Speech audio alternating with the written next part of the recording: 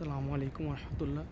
এই সেই উহুদ পাহাড়, যেই পাহাড় সম্পর্কে আমাদের প্রিয় নবী হযরত মুহাম্মদ সাল্লাল্লাহু আলাইহি সাল্লাম বলেছেন, আমি উহুদ পাহাড়কে ভালোবাসি, তোমরা উহুদ পাহাড়কে ভালোবাসো। এমনকি আরও তিনি বলেছেন যে জান্নাতে একটি পাহাড় যাবে আমাদের সাথে, সেটি হলো এই উহুদ পাহাড়।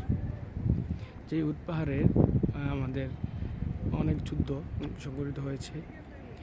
তার পাশেই এখানে সাহিত্য আছে যারা উহুদের ময়দানে 70 জন সাহাবী শহীদ হয়েছিলেন, সেই 70 জন সাহাবীদেরকে এখানে সমাহিত করা হয়েছে।